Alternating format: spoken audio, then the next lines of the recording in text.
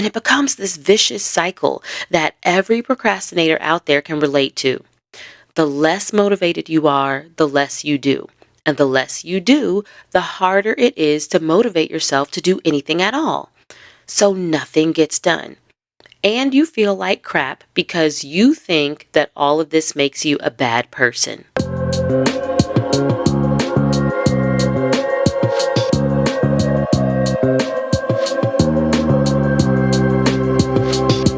You're listening to the Life Edit Project podcast, where busy, ambitious high achievers get the tools they need to fight perfectionism and overwhelm so they can smash their goals without all the drama.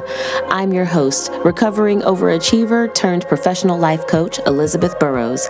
Let's get to it.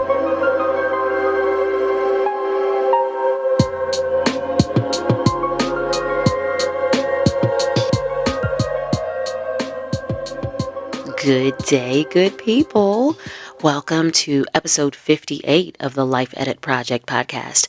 I am your host and your favorite life coach, Coach Elizabeth, and I'm glad you're here with me. As always, I'm excited about today's episode because I'm going to talk about something that always gets me going: motivation. I love talking about motivation. I think maybe it's because I spent so much time studying and unpacking and analyzing this topic when I first got into coaching. And that was mostly because I was trying to figure out how to motivate myself. You see, I used to really struggle with procrastination. And naturally, I used to think what a lot of other people think, which is that if you procrastinate all the time, then it's because you don't have enough motivation. Because if you were just motivated enough, you would do what needs to be done. So if you aren't doing those things, it must be because you're lacking motivation. But very early on in my coaching journey, in my coaching career, I figured out that all of that was a lie. Motivation is one of the biggest myths out there in the productivity and personal development space. And in the rest of this episode, I'm going to explain what you've been misled to believe about motivation, and I'm going to give you a few new beliefs to try on for size instead. Ready? Let's go.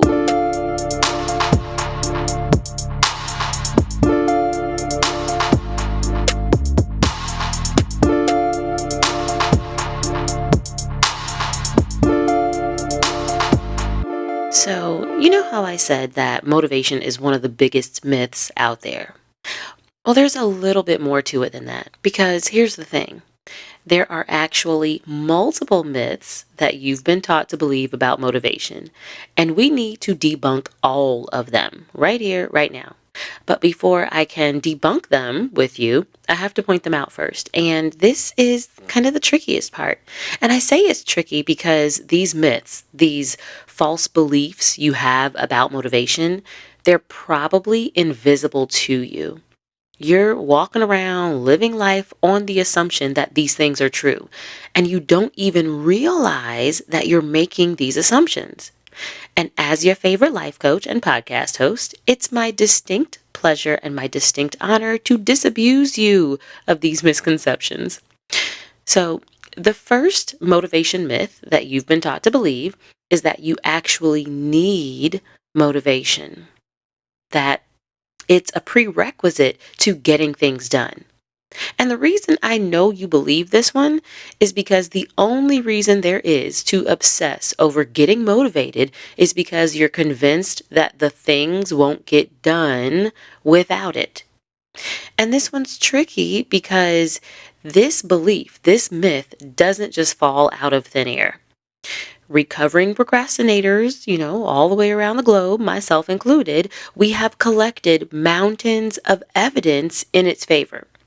Because when we're not motivated, that's when we procrastinate. So it makes sense to believe that the lack of motivation is actually the reason we procrastinate. But that's just because we mistake the correlation for causation. But the thing here is that we've just got the relationship wrong. The lack of motivation is not what's causing the procrastination per se. That's not what's actually happening. And I'll circle back to this in a minute and I'll tell you what's really going on. The second motivation myth that you've been taught is that motivation is elusive and mysterious. There's no way to know where it comes from, how long it'll stay when it shows up, or what will scare it away when you finally manage to capture it. You know how to tell if you've fallen for this myth?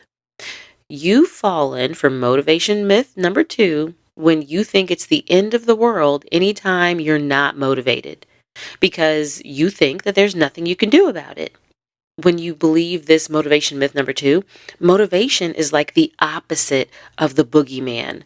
It's hiding somewhere in a dark corner of your mind and it won't come out even though you want it to.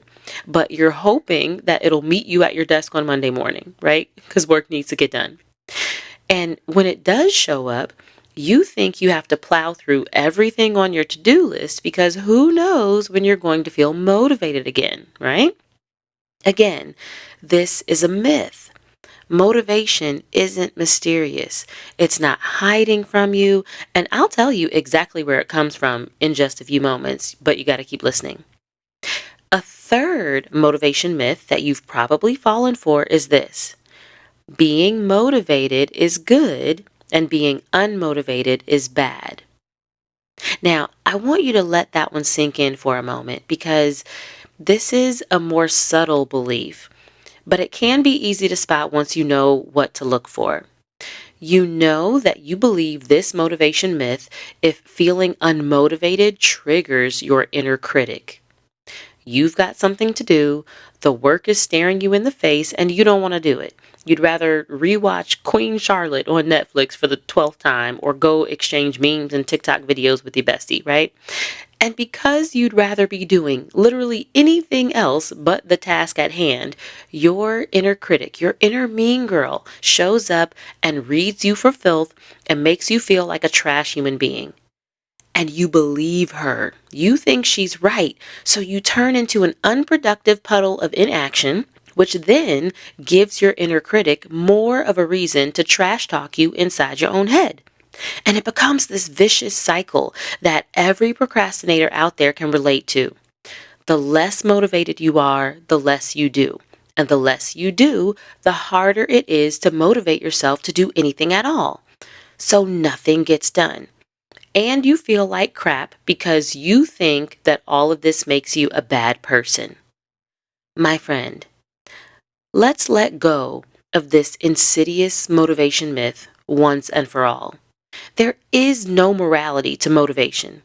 In fact, let's just go ahead and throw away all 3 of these motivation myths because none of them, not one, not nan one, is right.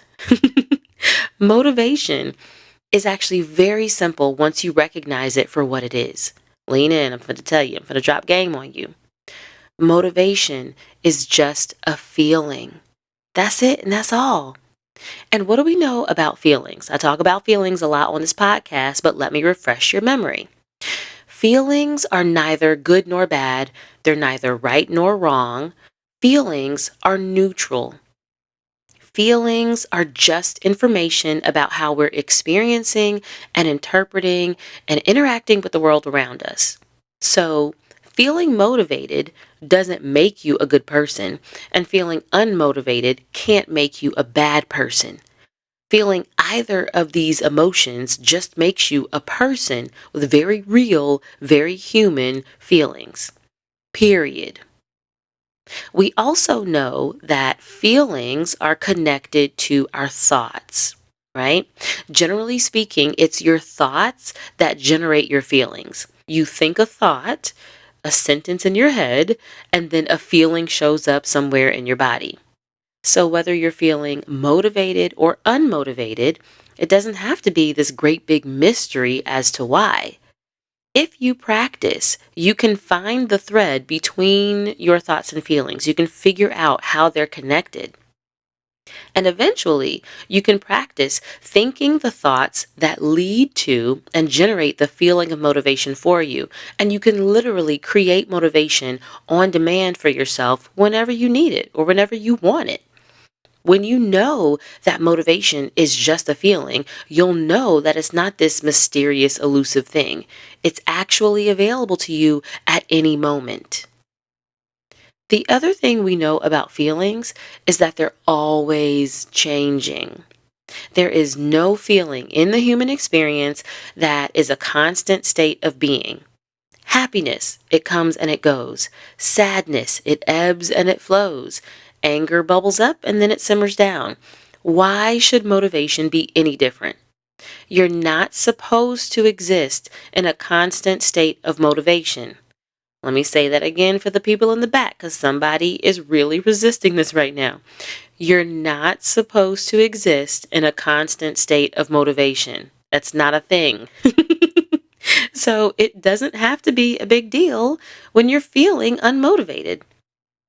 All of this means that feeling unmotivated just doesn't have to be a problem that needs to be solved. You don't have to spend a bunch of time trying to hack your motivation when what really matters is that you find a way to move forward towards your goals no matter how you feel. This is something that comes up so often with my coaching clients that I have literally developed a 3-step process to help anyone take action without needing to feel motivated. And if you sign up for my one-on-one coaching program, I will teach you this process too. And when I do, you'll never have to fall victim to the procrastination, demotivation cycle that so many procrastinators fall prey to over and over again. If you want to get started, just use the link that's in the show notes to book a sales call with me, and we can get this show on the road. We can get this thing moving. I cannot wait to help you move forward. If you are ready to move forward, even if you feel unmotivated, tap that link, book that call. I am waiting for you.